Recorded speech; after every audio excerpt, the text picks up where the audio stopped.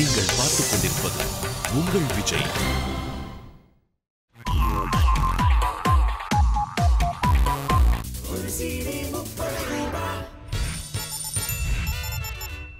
இந்த படத்தோட வெற்றி வந்து சத்யராஜ் சார் மூலமாக தான் ஆரம்பிக்குது. ஒரு படத்தோடைய டைட்டிலுக்கு வந்து ஒவ்வொரு உதவி இயக்குனர் குழுவும், நானும் உதவி இயக்குனராக இருந்து இயக்குனராக இருந்து நடிகராக மாறினதுனால டைட்டிலுக்கே 2 மாதம் ஆயிரும். நிறைய படங்கள் பார்த்தீங்கன்னா ஷூட்டிங் ஆரம்பித்து ஃபர்ஸ்ட் ஷெடியூல் செகண்ட் ஷெடியூலாம் மூடி இன்னும் பெயரிடாத படத்திற்கு இன்னும் பெயரிடாத படத்துக்குன்னு ஒரு பெரிய குழப்பமே வந்துட்டு இருக்கு இப்போ வரைக்கும். இப்போ கூட ஒரு பெரிய ஹீரோ நடிச்சிட்டு இருக்க படத்துக்கு இன்னும் பெயரிடவே இல்லை. ஆனால் 3 ஷெடியூல் முடிஞ்சிருச்சு. டைட்டிலுங்கிறது அவ்வளோ ஒரு இம்பார்ட்டண்டான விஷயம். அது மட்டும்தான் பார்வையாளர்களை சுண்டி இழுக்கும், கவனம் ஈர்க்குங்கிற ஒரே காரணத்தில் இந்த டைட்டில் மிகப்பெரிய ஒரு கான்சன்ட்ரேஷனை எல்லா இடத்துலையும் பெற்றுட்டு இருக்கு. அதில் மிகப்பெரிய வெற்றி இந்த படத்துக்கு தகடு. முதல்ல இது ஒரு CD 30 ரூபான்னு இருந்துச்சு. அது நடிக்கும் போது நான் இந்த படத்தில் வந்து ஒரு அசிஸ்டன்ட் கமிஷனர் கேரக்டர் பண்ணியிருக்கேன். ஒரு CD 30 ரூபான்னு இருந்துச்சு. கேட்க எங்களுக்கு நல்லா இருக்குது, ஆனால் பாமர ஆடியன்ஸ் இதை திருப்பி சொல்லுவாங்களா அப்படின்னு ஒரு சின்ன ஒரு கேள்வி இருந்துகிட்டே இருந்துச்சு. நான் இயக்குனர் ராகேஷ் சார்ட்ட அதை நான் டிஸ்கஸ் பண்ணிட்டே இருப்பேன். இந்த ஒரு CD 30 ரூபாங்கிறது சீடிங்கிற வார்த்தை வந்து இங்கிலீஷாக இருக்கேஜி வரி விலக்கு பிரச்சனை வருமே, அப்புறம் இந்த வார்த்தையை சாதாரண பாமரன்னு சொல்லுவாங்களா, எனக்கு கொஞ்சம் குழப்பமாக இருக்குது. ஆனால் டைட்டில் ஈர்ப்பாக இருக்குது, சினிமாக்காரங்களுக்கு பிடிக்கும், நார்மல் ஹியூமன் பீயிங் எப்படி பிடிக்குன்னு எனக்கு தெரியல. அப்படிங்கும்போது தான் அவங்கெல்லாம் யோசிச்சு ஒரு நாள் ஆயிடுச்சு, தகடு எப்படி இருக்குனாரு, சூப்பர் அப்படின்னு. அவ்வளோ அற்புதமான இந்த வெற்றியோடைய அடையாளம் இந்த படத்தோட டைட்டில். இந்த தகடுங்கிற டைலாக் வைக்கிறதுக்கு காரணமாக இருந்த சத்யராஜ் சாருக்கும் அந்த வசனத்தை சாருக்கு எழுதி கொடுத்த அந்த வசனகர்த்தாவுக்கும் என்னுடைய நன்றி இந்த கருத்தை நான் தெரிவிச்சுக்கிறேன். இந்த தகடுங்கிற ஒரு தகுதியை கொடுத்தவங்களுக்கு நன்றி சொல்லணும். முதல் நன்றி வந்து சத்யா மூவிஸ் RM.V. சார் அவர்களுக்கு நான் நன்றியை சொல்லி கடமைப்பட்டிருக்கிறேன். அந்த படத்தின் இயக்குனர் ராஜசேகர் சாருக்கு நன்றி சொல்கிறேன். இந்த வசனத்தை எழுதினிய ஏஎல் நாராயணன் சார் அற்புதமான வசனகர்த்தா, பாலச்சந்திர சாருக்கெல்லாம் தெரியும், அவருக்கு நன்றி சொல்லிக்கிறேன். அப்புறம் இந்த தகடுனுடைய முதல் ரசிகன் யாருன்னா, நான் ரொம்ப பெருமையா சொல்றேன், உலக நாயகன் கமல்ஹாசன் தான் தகடு வசனத்தினுடைய முதல் ரசிகன். ஏன்னா அந்த ஷூட்டிங் வந்து இப்போ எக்ஸ்பிரஸ் மால்னு இருக்கு இல்லைங்களா, அங்கே அந்த இப்போ எக்ஸ்பிரஸ் மால் இருக்குது, அங்கே வந்து ஒரு பழைய சினிமா எக்ஸ்பிரஸ் இந்த பில்டிங் இருந்தது. அங்கே நைட் ஒரு 12 மணிக்கு ஷூட்டிங்கு, ஒரே இடி மின்னல் மழை, ராத்திரி 12 மணிக்கு எல்லாருக்கும் தூக்க கலக்கம். இந்த சீன் அடிக்கையில் என் பக்கத்தில் கமல் சாரும் அந்த படத்தினுடைய கதாநாயகி மாதவி இருக்காங்க. ஆப்போசிட்டில் அந்த இன்னொரு கேரக்டர் நிற்கிறாரு, அவர்கிட்ட தான் நான் வசனம் பேசுவேன். அந்த பணத்தை எல்லாம் தோண்டி பார்த்தோன்னா உள்ள அதில் ஒரு தகடு வச்சு கடத்துறதா ஒரு கதை. எல்லாம் தோண்டி பார்ப்பேன், எல்லாம் பணத்தை எல்லாம் எரிச்சு உள்ள பார்த்தா அந்த தகடு இருக்காது. நான் கேட்பேன் அவர்கிட்ட, டே ஜனா பணத்தை நீர் தானே பார்சல் பண்ணேன்? ஆமாம் சார். தகடுங்கண்ணே அப்படின்னா அவருக்கு அந்த இடி மின்னல் சத்தத்தில் காது கேட்கல. தகடுங்கண்ணே அப்படின்னு சைலண்டாக இருந்தார். தகடு அப்படின்னா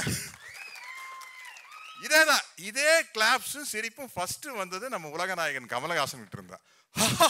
பெருசா சிரிச்சாரு. டைரக்டர் வந்து, சார் இதுல சிரிக்கிறதுக்கு என்ன சார் இருக்குது? இல்லை சார் அது சத்யராஜ் சொன்ன ஸ்டைலை பாருங்களேன், சத்யராஜ் ஒரு சொல்லி காட்டுங்க அப்படின்னா. அதை சொல்லி காட்டினதுக்கப்புறம் அதை டைரக்டர் ரசித்து, அதுக்கப்புறம் அந்த படத்தில் எல்லாம் எனக்கு நீங்கள் பார்த்தீங்கன்னா க்ளோஸ்அப்பாக இருக்கும். பச்சி சொல்லிச்சு, பச்சி பாஸ்கர் அப்படின்னு எல்லாம் கடைசியில் க்ளோஸ்அப்பாக எடுத்து சேர்த்துனாங்க. அதுக்கு என்ன காரணம்னா, ஒரு நல்ல கலைஞன் தான் வந்து ஒரு நல்ல ரசிகனாக இருக்க முடியும். அதுதான் உலகநாயகன் கமல் அவர்கள்.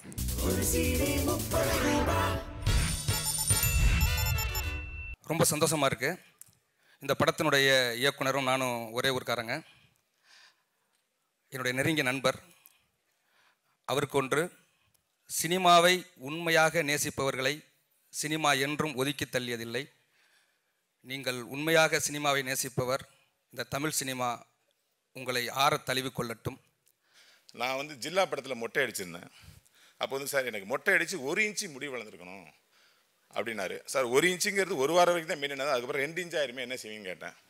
இல்லை சார் மறுபடியும் ட்ரிம் பண்ண வேண்டியிருக்குனாரு. இல்லை சார் நான் கண்டினியூட்டி ப்ராப்ளம் இருக்கும், ஜில்லா ஷூட்டிங் நடிச்சிட்டு இருக்கேன், நீங்கள் 1 வாரம் என்னுடைய டேட்டு நீங்கள் கண்டினியூவாக யூஸ் பண்ணுறது தான் நான் தர்றேன் அப்படின்னு. கொடுங்க சார் தரேன்னாரு. 7 நாள் கரெக்டாக ஷெடியூல் போட்டு 6 நாள்லேயே முடிச்சு தேங்க்யூ ரோமிரே சார் அப்படின்னு சொல்லிட்டாரு. அவ்வளவு திட்டமிடுதல் என்னென்னா நான் ராகேஷ் சார்ட்ட கற்றுக்கிட்டேன். ராகேஷ் வந்து அப்பா சொன்னார், சொல்கிறதுக்கு முன்னாடியே போய் வேலை செஞ்சுட்டு வந்துடுவான் அப்படின்னு சொல்லிட்டு, அதில் பாதி நல்லா செய்வான், பாதி ஏதாவது எசைக்கு பிசைக்காக செஞ்சுட்டு வந்துடுவான். ஸோ அப்புறம் வந்து அப்பா கேட்பார், ஏன்டா இப்படி பண்ணேன், ஏன்டா அப்படின்னு அண்ணெல்லாம் வந்து கூப்பிட்டு கேட்பார், ஏன்டா இப்படி பண்ணேன். சார் இது செய்யக்கூடாதுன்னு நான் எப்படி சார் கற்றுக்கிறது, செஞ்சு தான் கற்றுக்க முடியும் சார் அப்படின்னு. ஸோ அந்த மாதிரி வந்து அப்போவே ரொம்ப நக்கல் பிடிச்சவன் தான். இப்போவும் அப்படி தான் இருக்கார். ஆனால் ஒரு பெரிய மெச்சூரிட்டி வந்திருக்கு. அது நாங்கள்லாம் அவரை வந்து ரொம்ப சின்ன வயசுலேருந்து பார்த்துருக்கோம். ரொம்ப சந்தோஷமாக இருக்குது. ஒரு பிரதர் வந்து இன்னைக்கு ஒரு நல்ல டைரக்டர் ஆயிருக்காருன்னு நினைக்கும் போது ரொம்ப பெருமையாக இருக்குது உண்மையாகவே.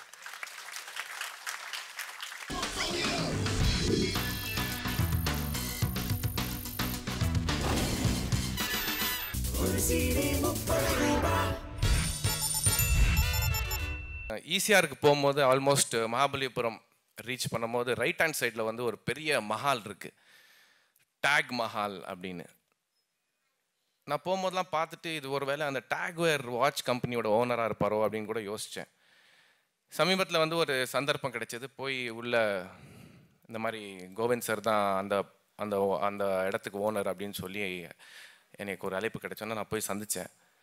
அவர் நான் ஃபஸ்ட்டு கேட்டது வந்து, sir if you don't mind எனக்கு இந்த டேக்கோட ஃபுல் ஃபார்ம் என்னன்னு தெரியணும் சார், நீங்கள் டேக்வேர் ஓனரான்னு கேட்டேன்.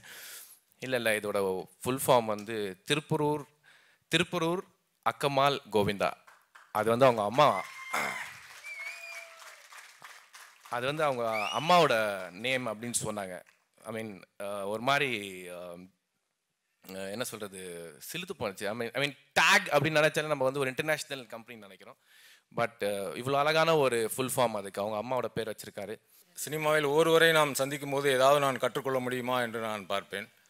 ஒரு இயக்குனரிடம் பணிபுரியும் போது அல்லது ஒரு உதவி இயக்குனரை சந்திக்கும் போது கூட ஏதாவது நமக்கு தெரியாத ஒரு புது விஷயம் அவரிடம் இருக்கிறதா என்று நான் பார்ப்பேன். அந்த வகையில் தயாரிப்பாளர்களை சந்தித்த போது சினிமாட்டோகிராஃபி சம்பந்தமாக, சினிமா சம்பந்தமாக நான் என்ன மாதிரியான தேடல்கள் எனக்கு இருக்கிறதோ, ஒரு திரைக்கதை என்றால் எப்படி இருக்க வேண்டும் என்று என்ன மாதிரியான புத்தகங்களை என்னுடைய ஆசிரியர் PC ஸ்ரீராம் அவர்கள் எனக்கு பரிசீலித்தார்களோ அந்த நூல்கள் எல்லாம் அவரிடம் இருந்தன. நான் என்ன படிக்க வேண்டும் என்று அவர் எனக்கு சில நூல்களை சொன்னார். நான் அந்த நூல்களை பற்றி அவரிடம் பேசினேன். இப்போ டெக்னிக்கலாக ஒரு அப்டேட்டடான ஒரு ப்ரொடியூசரை சந்திப்பது என்பது மிகவும் ஆச்சரியமாக இருந்தது. உதாரணத்துக்கு இப்போ ரெட் எபிக் என்ற ஒரு கேமரா இருக்கிறது, அலெக்ஸா என்ற ஒரு கேமரா இருக்குது என்றால் அதோடைய ரெசல்யூஷன் பற்றி, அதோடைய மூமெண்ட்ஸ் எப்படியெல்லாம் இருக்கலாம் என்பதை பற்றி பல விஷயங்களை அவர் தெரிந்து வைத்திருக்கிறார் என்பது மிகவும் ஆரோக்கியமான விஷயம். ஏன்னால் சிறந்த தயாரிப்பாளர்கள் வரும்போது தான் சிறந்த சினிமா வரும் என்பது என்னுடைய தாழ்மையான கருத்து. அந்த வகையில் இந்த மேடையில் இருக்கிற தயாரிப்பாளர்களுள் மிகவும் முக்கியமான ஒருவராக திரு வெண்கோவிந்தா அவர்களும் வருவார். தமிழ் சினிமாவின் எல்லைகளை அவரும் தன் பங்குக்கு மிக முக்கியமான இடத்துக்கு நகர்த்துவார் என்று நான் நம்புகிறேன். இதனால் இவன் முடிக்கும் என்றாய்ந்து அதனை அவன் கண்விடல் அப்படின்னு ஒரு திருக்குறள் இருக்கு. அதுதான் இப்போ மாஸ்டர் பிஸ்னஸ் அட்மிஷன் சொல்லக்கூடிய MBA ஃபார்முலாவில் MBA படிப்பே வந்து அந்த திருக்குறளை ஃபாலோ பண்ணி தான் இருக்கிற விஷயம் எல்லாருக்கும் தெரிஞ்சுக்கணும். நீங்கள் MBA லெசன் நீங்கள் 2 years படிச்சிங்கன்னா இதுதான் சொல்லுவாங்க, வாட் இஸ் கவர்னிங், நீ வேலையை எப்படி பிரித்து கொடுப்பாய், டிவிஷன் ஆஃப் லேபர்னு சொல்லுவாங்க. அதை அழகாக கண்டுபிடிச்சவர், அழகாக காயநகர்த்தி செய்கிற ஒரே ஆள் வெண்கோவிந்தா. அதனால தான் ஒரு இந்தியன், ஒரு தமிழன் துபாய் மட்டும் தான் உங்களுக்கு தெரியும், அவர் 7 கண்ட்ரியில் பிஸ்னஸ் பண்ணிட்டு இருக்காரு. ஒரு நாள் ஷூட்டிங் எப்போ நான் வந்து, என்ன சார் இங்கே 7 கம்பெனியில் வேலை நடந்துட்டு இருக்கு, நீங்கள் மட்டும் ஷூட்டிங்கில் உட்காந்து என்னோட பேசிட்டு இருக்கீங்க, இப்போ பாருங்க அப்படின்னு சொல்லிட்டு ஒரு லேப்டாப் ஓப்பன் பண்ணார். ஓப்பன் பண்ணி துபாய் கம்பெனியில் என்ன நடந்துட்டு இருக்கு பாருங்கன்னு சொல்லி ஆன் பண்ணால், துபாயில் வந்து மேனேஜர் என்ன வேலை செஞ்சுட்டு இருக்காரு, ஸ்டாஃப் நார்மல் ஸ்டாஃப் என்ன வேலை செஞ்சுட்டு இருக்காங்க, சப்பார்டினேட் எப்படி இருக்காங்க, வாட்ச்மேன் தூங்கிட்டு இருக்காரு, எல்லாம் ஒரு ஃப்ரேமில் இருக்கு. ஸோ தட்டு அங்கேவே பண்ணி இங்கே பாருங்க வாட்ச்மேன் பாருங்க அங்கே நின்றுட்டு இருக்காரு, இந்த பக்கம் திருப்பி சொல்லுங்க குமார் அப்படின்றார் ஃபோனில். எனக்கு ஆச்சரியமாச்சு, இப்படி தான் சார் நான் பட்டன்லேயே பிஸ்னஸ் பண்ணிட்டு இருக்கேன் அப்படின்னாரு. பொதுவாகவே தமிழ் சினிமாவில் வந்து ஒரு கேரக்டர் எப்போவுமே இருக்கும். பல படங்களில் துபாய் மாப்பிள்ளான்னு ஒரு கேரக்டர், அவர் வரவே மாட்டார், அவர் இருக்காருன்னு காட்டியே வளர்ப்பாங்க எல்லாரையும். அந்த பொண்ணை சொல்லி உனக்கு துபாயில் தான்மா கல்யாணம், மாப்பிள்ளை அங்கே தான்மா, அந்த கேரக்டர் படம் முடிய வரைக்கும் வரவே வராது. அதே மாதிரி இப்போ தமிழ் சினிமாவில் ஒன்று நடந்துகிட்ருக்கு. சினிமாவுக்குள்ளே இல்லை, சினிமாவுக்கு வெளியே. Sir foreign party sir, producer ஒருத்தங்க இருக்காங்க, அவங்கள கண்ணிலேயே காட்ட மாட்டாங்க. சார் இருக்கார் சார், அவர் பணம் அனுப்புவார் சார், நம்ம படம் எடுப்போம் சார். ப்ரொடியூசரை கண்ணில் காட்டுங்க முதல்ல, அப்புறம் தான் டேட் பேசலாம், எல்லாம் பேசுவாங்க. அவங்க எதுவுமே நடக்காது. ஆனால் துபாயில் மானிட்டர்லாம் செட் பண்ணிட்டு இங்கே வந்து படத்துக்கு உண்மையாக உழைக்கிற வெண்கோவிந்தன் சாருக்கு வந்து உண்மையாகவே நன்றி நன்றி சார். ஒரு 2 வருஷம் முன்னாடி வந்து சொன்னதையும் நான் அவர்கிட்ட ஒரு படம் டைரக்ட் பண்ணணுன்னு சொன்னதையும் நான் வந்து முதல்ல நீங்கள் ஒரு படம் தயாரித்து காட்டுங்க, அப்புறம் நான் பண்ணுறேன் அப்படின்னே. ப்ரொடியூசராக நீங்கள் வந்து வாங்க, நீங்கள் வரதில் எனக்கு ரொம்ப சந்தோஷமாக இருக்குது அப்படின்னு சொல்லி ஒரு கிட்டத்தட்ட 2 வருஷம் இருக்கும். 2 வருஷத்தில் 2 பேரும் ரொம்ப நெருங்கிட்டோம், பழக்கமாகிட்டோம். அதுக்கு முன்னாடி நீங்கள் உங்களுக்கு வேண்டிய வந்து இன்ஃப்ராஸ்ட்ரக்சரை கொஞ்சம் சரி பண்ணிக்கிங்கன்னு சொன்னேன். அதே மாதிரி இப்போ எல்லாம் பண்ணி வச்சுட்டார் அவர். இன்ஃப்ராஸ்ட்ரக்சர் பூரா இருக்குது அவர் கையில். கேமரா டிஃப்ரெண்ட் கேமராஸ்லேருந்து எடிட்டிங் சூட்லேருந்து சவுண்ட் சிஸ்டத்துலேருந்து எல்லாம் இருக்குது அவர்கிட்ட இப்போ. ஸோ அவர் வந்து ஒரு தன்மையான ஒரு அழகான ஒரு ப்ரொடியூசராக, தமிழ் ப்ரொடியூசராக இன்றைக்கு வலம் வரப்போகிறார்.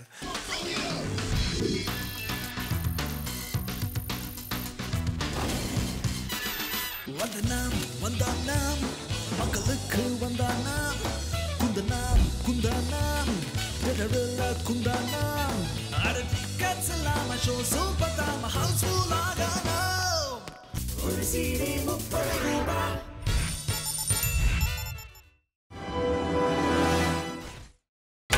நீங்கள் பார்த்துக் கொண்டிருப்பது உங்கள் விஜய்.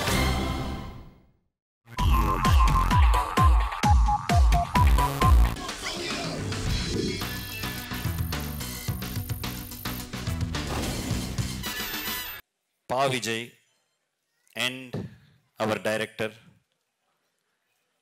Mr. Rakesh என்னை வந்து மீட் பண்ணாங்க. மீட் பண்ணிட்டு எங்ககிட்ட ஒரு சப்ஜெக்ட் இருக்குங்க,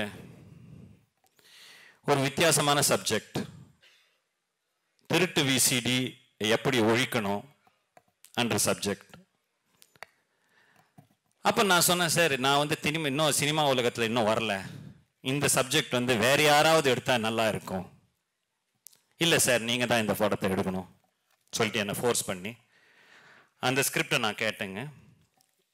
ரொம்ப அருமையான ஸ்கிரிப்டு. தேர்ஃபார் தகுடு வந்து டேக் என்டர்டெயின்மெண்ட்டுடைய ஃபர்ஸ்ட் மூவியாக இருக்கணும்னு சொல்லிட்டு அந்த தீர்மானத்தை படுத்தி வி மூவ் ஃபார்வர்ட் இந்த படத்தை வந்து எடுக்கிறதுக்கு. ஹலோ, சொல்லுங்க. உத்தம வில்லன், மருதநாயகம், ராணா, இந்த 3 படம் வேணும். என்ன லண்டா? அதுல பாதி படம் டிராப்புங்க. உத்தம வில்லன் மட்டும் தான் ஷூட்டிங் போயிட்டு இருக்கு. நாளப்பு ஷூட்டிங் முடிஞ்ச வரைக்கும்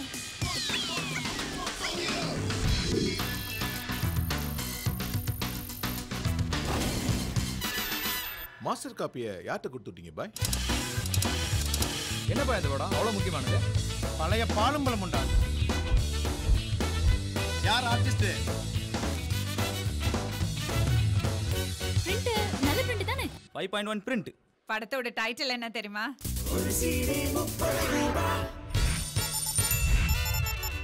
ட்ரெய்லரும் சாங்ஸும் பார்க்கும்போது ரொம்ப இன்ட்ரெஸ்டிங்காக இருக்குது. திருட்டு சிடி வந்து விசிடி வந்து எப்படி தயாரிக்கிறாங்க, எப்படி அதை ஒழிக்கணும் அப்படிங்கிறது வந்து எங்களுக்கும் ரொம்ப இன்ட்ரெஸ்டிங்காக இருக்குது. அதை எப்படி ஒழிக்கணும், ஏன்னா அதனால வந்து தமிழ் சினிமா பெருசாக பாதிக்கப்பட்டிருக்கு. So my best wishes to director Ramesh also இந்த மாதிரி ஒரு கான்செப்ட் வந்து எடுத்து வெளிப்படுத்துறதுக்காக.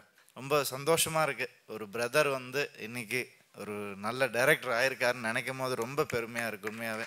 இந்த படத்திற்கு திரையுலகத்தை சார்ந்த அத்தனை பேரும் மிகப்பெரிய ஆதரவை கொடுக்கணும். நீங்கள் இந்த படம் ரெடியானோடனே ப்ரீவியூ போடையில் தமிழ்நாட்டிலே அதிகமாக சம்பளம் வாங்குற இயக்குனர், அதிக சம்பளம் வாங்குற நடிகர்கள் இருந்து அத்தனை பேரையும் கூப்பிட்டு நீங்கள் இந்த படத்தை காட்டி இந்த படத்துக்கு ப்ரமோட் பண்ணோம். அவங்க அத்தனை பேர் இந்த படத்துக்கு வருவதை தங்களுடைய கடமையாக நினைத்து வர வேண்டும் என்று கேட்டுக்கொள்கிறேன். நிறைய சஸ்பென்ஸ் இருக்குது இந்த படத்தில். வந்து என்ன வரப்போகிறது, சப்ஜெக்ட் என்ன வரப்போகிறது அப்படிங்கிறது ரொம்ப அற்புதமாக வந்திருக்கு.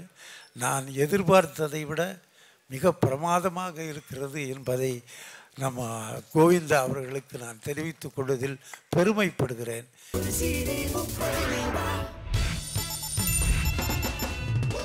நம்ம நாட்டில் இந்து, முஸ்லீம், கிறிஸ்டின் எல்லா மதத்துக்காரங்களும் ஒரே இடத்துல ஒன்னா உட்கார இடம் சினிமா தியேட்டர். அங்க கூட்டம் வரவிடாம பண்ணா எப்படி?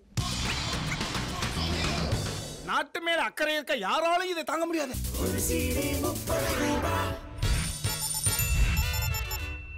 இதே சத்தியம் தேட்டர் சாந்தம் தேட்டரில் வந்து நான் ஒரு படம் பார்த்தேன். அப்போ கட்டின புதுசு தேட்டரு. அந்த தேட்டரில் வந்து இயற்கையெல்லாம் அழிஞ்சு போய் மனித மாமிசத்தையே பிஸ்கட்டாக பண்ணி ஜனங்களுக்கு கொடுத்துட்ருப்பாங்க. 2024 அது கடைசி டைட்டில் என்னென்னா 2024ன்னு வரும். 2024 இயற்கையெல்லாம் அழிஞ்சு சாப்பாட்டுக்கு மனித கறியையே பிஸ்கட்டாக கொடுத்துட்ருப்பாங்க. இதை ஒரு போலீஸ்காரரை கண்டுபிடிச்சிட்டு கடைசியாக வந்து அந்த சாப்பிட்டுக்கிட்டு இருக்க பிஸ்கட்டை சாப்பிடாதீங்க இது அப்படின்னு சொல்லும்போது பின்னாடி வந்து சுட்டுருவாங்க. கடைசி டைட்டில் என்ன போடுவாங்கன்னா, இவரும் பிஸ்கட்டாக போகிறாருன்னு போடுவாங்க டைட்டில். அதே மாதிரி தான் இந்த படமும் சீடியாக போகுது. தகடு தகனுங்கிற இந்த படமும் சீடியாக போகுது. நியூசிலாந்தில் வந்து நான் ஷூட்டிங் போயிட்டு இருக்கும் போது ப்ளூ கிராஸ் சொசைட்டின்னு தான் இதை மன்னிச்சுக்கணும், அங்கே உள்ள ரூல்ஸ் தான் நான் சொல்ல போகிறேன், இங்கே ரூல்ஸ் கிடையாது. நான் நியூயார்க்கில் இப்போ ஷூட்டிங் போகும்போது டெய்லி ஒரு பஸ்ஸில் போயிட்டே இருப்போம். அங்கங்கே பூனை மாதிரி ஒரு மிருகம் செத்து கிடக்கும். ஒரு 400 அடி 500 அடி கிராஸ் பண்ண ஒரு பூனை மாதிரி ஒரு மிருகம் அங்கங்கே செத்து கிடக்கும். நான் என்னன்னு கேட்டேன், இந்த மிருகம் கிராஸ் ஆனாவே அதை அடிச்சுட்டு போயிருங்க அப்படிங்கிறது ரூல்ஸ், இந்த நாட்டுடைய பிரைம் மினிஸ்டரோட ரூல்ஸு, அதை கொன்றுங்க அப்படின்னு சொல்லுவார். ஏன் சார் பாவம் இல்லையா மிருகம், இது எப்படி சார் ஹியூமன் பீயிங்கே கிடையாதா, ஜீவகாருண்யமே கிடையாதா அப்படின்னு நான் கேட்கும்போது அவங்க சொன்ன வரவே வருது, இந்த நியூசிலாந்துடைய அழகை அழிக்கிறதுக்காக போராமை கொண்ட வேறொரு நாடு இந்த அழகை அழிக்கக்கூடிய இந்த மரங்களை எல்லாம் ஒரு கீறி மரங்களை வெட்டக்கூடிய ஒரு மிருகத்தை கண்டுபிடிச்சி டிஎன்ஏ கிரியேட் பண்ணி ஒரு மிருகம் கண்டுபிடிச்சி அது ஒரு 20 எண்ணிக்கையை வந்து நியூசிலாந்தில் விட்டாங்க. இப்போ அது வந்து நியூசிலாந்துடைய மரங்களை எல்லாம் அழிச்சிட்டே இருக்குது, அழகு கெட்டுக்கிட்டே இருக்குது. இதை வந்து கிட்டத்தட்ட 15 வருஷம் கழிச்சு தான் நியூசிலாந்து கவர்மெண்ட் கண்டுபிடிச்சு. ஆனால் அது கூட அதோட எண்ணிக்கை லட்சத்தை தாண்டிருச்சு, இனப்பெருக்கம் செஞ்சு லட்சத்தை தாண்டிருச்சு. ஸோ நம்ம நாட்டோடைய அழகை நம்ம காப்பாற்றினா இதை பார்த்தனே அழிச்சிருங்கிறது ரூல்ஸு. அப்படின்னால அந்த மக்கள் வந்து ரொம்ப இனிமையான மக்கள், மனித நேயமிக்க மக்கள், எல்லாத்துக்கும் ஹெல்ப் பண்ணக்கூடிய மக்கள், அவங்களுக்கு வந்து எல்லாமே கடவுள் வழியில் நடக்கக்கூடிய மக்கள். இதுக்கு மட்டும் ஒத்துக்கிட்டாங்க, நம்ம நாட்டை அழிக்கிற விஷயத்தை நம்ம அழிப்போம்னு சொல்லிட்டு. அதே மாதிரி நம்முடைய சினிமாவை அழிக்கக்கூடிய திருட்டு யார் பண்ணாலும் அவங்களை அழிக்கணும். அந்த அழிக்கிற விஷயத்த நம்ம வந்து தவறாகவும் நினைச்சிக்க கூடாது. ரோட்ல அடிக்கணும் சார். உங்க நிலத்துல ஒருத்தன் பட்டா போட்டானா நீங்க சும்மா இருப்பீங்களா? போலீஸ் போக மாட்டீங்க, வயிற்றுல அடிச்சுக்க மாட்டீங்க, ஆள் வச்சவனை அடிக்க மாட்டீங்க, கோர்ட்டுக்கு போக மாட்டீங்க. அப்படி முடியாது. எடிட்டர் மோகன் சார் சொன்னாரு, ஒரு இங்கிலீஷ் படத்தை உதாரணம் சொல்லி இந்த படமும் அப்படி சீடியா தான் வரப்போனாரு. இல்லை சார், இந்த நியூசிலாந்து மக்களுடைய எண்ணம் நம்ம சினிமா இருக்கிற ஒவ்வொருத்தருக்கும் இருந்தால் சீடிங்கிறது திட்டு சீடிங்கிறது வராது சார். இது வந்து பொதுமக்களுடைய சப்போர்ட்டோட நடக்கிற ஒரே கிரைம் இதுதான், ஒரே கிரைம் தான். இப்போ நம்ம குடியிருக்கிற பகுதியில் ஒரு அப்பார்ட்மெண்ட்டில் குடியிருக்கிறோம். அங்கே வந்து யாராச்சும் கள்ளச்சாராயம் காய்ச்சினா போலீஸ் ஸ்டேஷன் சொல்லிடுவோம், யாராச்சும் ஒரு கொலைகாரம் ஒளிஞ்சிருந்தா போலீஸ் ஸ்டேஷனில் சொல்லிடுவோம், அங்கே ஏதாவது ஒரு பாலியல் தவறுகள் விபச்சாரம் நடக்குதுன்னா போலீஸ் ஸ்டேஷனில் சொல்லுவோம். ஆனால் இந்த திருட்டு விசிடி விஷயத்தை யாருமே சொல்ல மாட்டாங்க, ஏன்னா இதில் எல்லாருமே இன்வால்வ்டு. அதுதான் இந்த திருட்டு தொழில் இருக்கிற மிகப்பெரிய சிக்கல். எப்படின்னா இதை காட்டி கொடுப்பதற்கு ஆட்கள் இல்லை. ஏன்னா யாரு காட்டி கொடுக்கணுமோ அவங்களே இதில் இன்வால்வ்டு. இது ஒரு சிக்கலான கிரைம், மிக மிக சிக்கலான கிரைம். காட்டி கொடுப்பவர்களே அதில் இன்வால்வ்டா இருக்கல, எப்படி அதுல இருந்து வெளியே வர முடியும்? ஆனா அதுக்கும் ஒரு விடிவு காலம் ஏற்படுத்துற விஷயமா, அதை எப்படி தவிர்க்கிறது அப்படிங்கிற விஷயமா ஒரு படத்தை எடுத்திருக்காரு. அப்படின்னா வெண்கோவிந்தா அவர்களை மிகவும் பாராட்டணும்.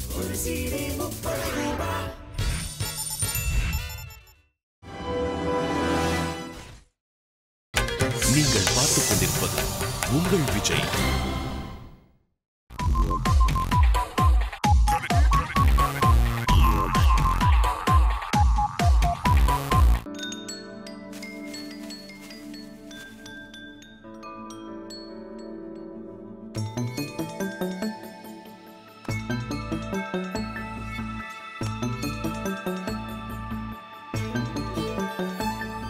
கண்ணுக்குள் புத்தி வைப்பேன் என் செல்ல கண்ணனே வா